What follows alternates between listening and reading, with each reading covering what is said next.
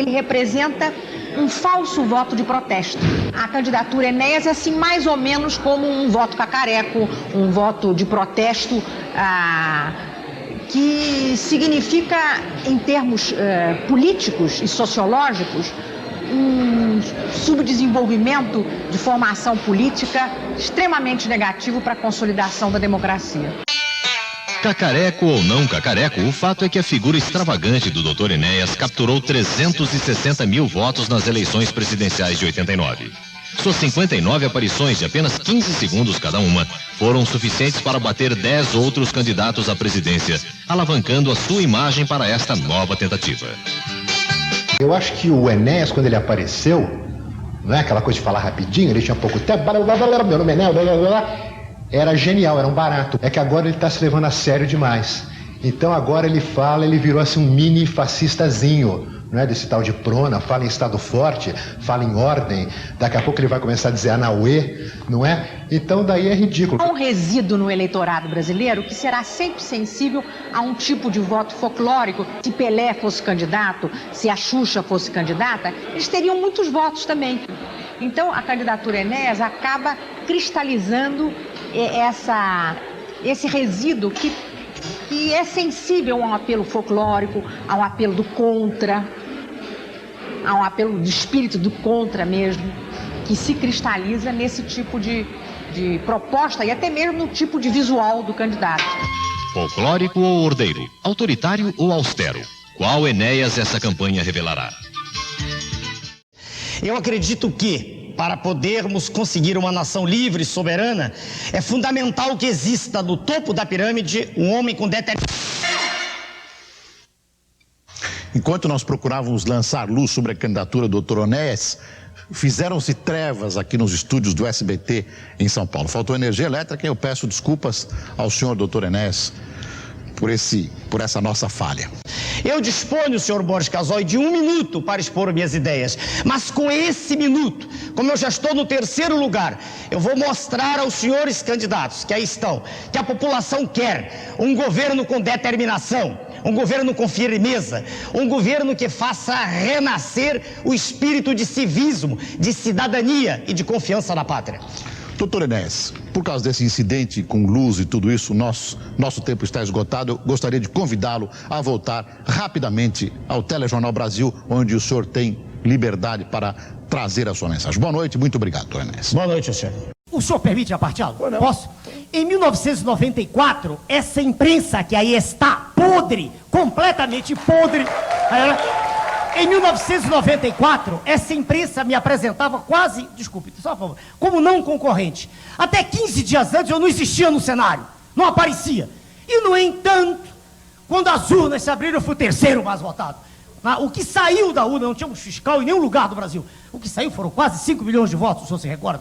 Agora, já que se tocou nesse assunto, vale a pena, com algum dos colegas, com o senhor da Folha de São Paulo de hoje, vale a pena, quando eu falo da imprensa, veja o senhor, Folha de hoje, por favor, com sua permissão. Pois não. Sai um trechinho aí, Nome de Enéas. É uma coluna, O Nome de Enéas. Sabemos por quê e porém que a cultura brasileira, por suas qualidades e por seus defeitos, é refratária ao fascismo. A flexibilidade dos princípios e dos preconceitos, o inautêntico da maioria das experiências, o relativismo dos costumes, nada se adequa bem à disciplina histérica que o fascismo sempre requereu até na Itália. Só um minutinho de novo. Sem citar nomes, não interessa. Folha de São Paulo, editorial, hoje. Por favor, hoje. Agora veja, quando se fala sobre o meu nome, ou é achincalhe, ou é deboche, ou chama de fascista. É claro que se apresenta a figura do Dr. Enéas, professor de medicina, como uma piada. Porque nós não estamos ligados à classe pútrida, que aí está. Esse é o problema. Agora veja, o ilustre jornalista se esquece... Agora, deixa eu me dar uma só um instantinho que ele leu. Dou já para o senhor. Ele leu, só esse trechinho aqui que o senhor leu, adequa, né? Veja, a população lê isso, não estou falando do povo. O povo não lê jornal. O povo não tem dinheiro para nada, nem para ler jornal, nem compra. Mas adequa. Será que o ilustre jornalista que ataca e que me usa epítetos, às vezes grosseiros, não aprendeu no seu curso primário que o verbo adequar é um verbo defectivo? Será que ele não aprendeu que não se diz adequa, que só se conjuga adequamos, adequais, nas formas arrisotônicas. Será que não aprendeu isso? Será que o ilustre diretor desse órgão não tem curso primário ou ele quer que todos nós tenhamos esse curso primário? Porque eu tive curso primário bem feito, numa escola pública, que é o que nós vamos criar no Brasil, escola pública de valor.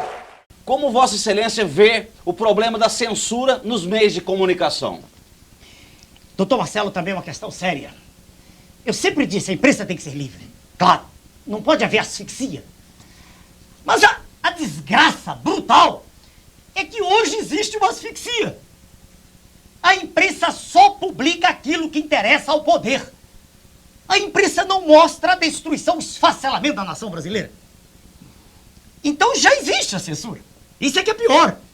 Ela não é livre. Ela é livre para apresentar tudo que não presta.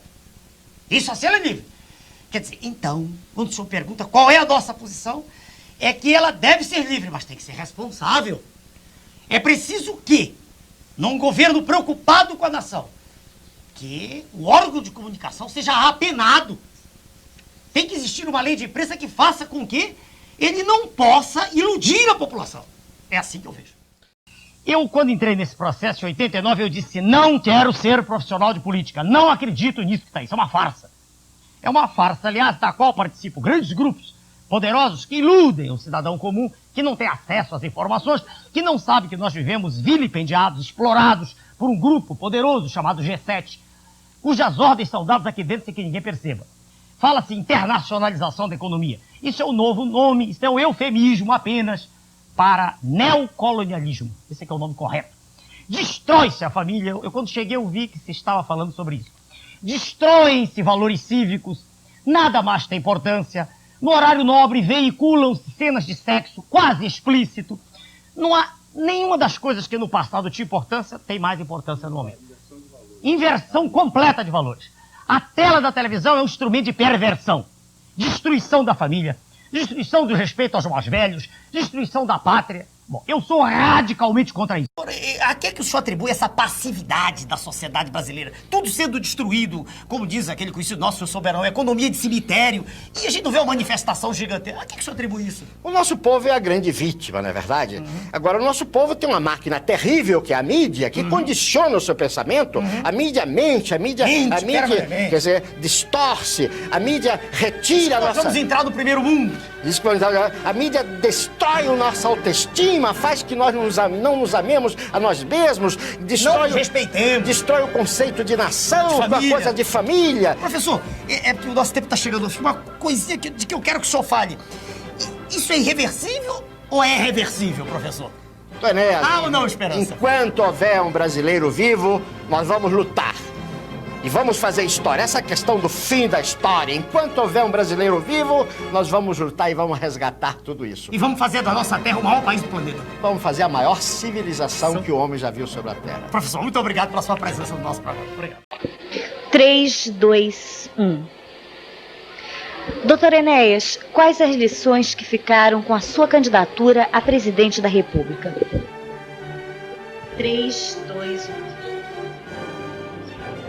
3, 2, 1. Nos seus discursos, o senhor tem questionado muito a atualidade da classe política brasileira.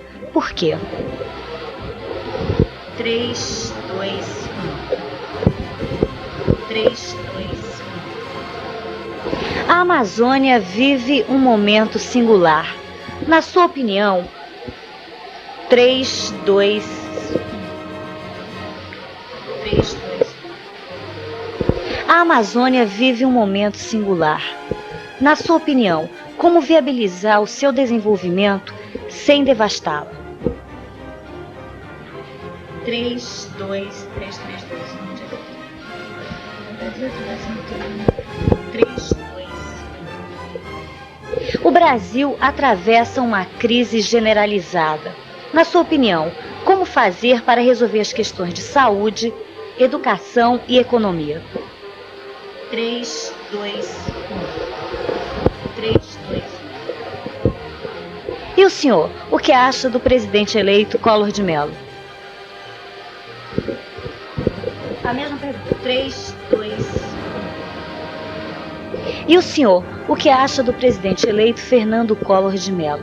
Na sua opinião, ele conseguirá redirecionar o país? 3, 2. E as suas pretensões políticas?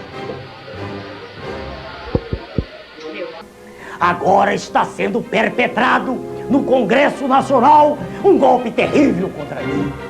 Querem impedir-me de falar porque, mesmo com alguns segundos de 4 em 4 anos, eu consigo manter acesa a chama da esperança em 3 a 5% da população do Brasil. Nossa luta representa a verdade contra a mentira, a ordem contra o caos, a luz contra a escuridão. Meu nome é Enéas.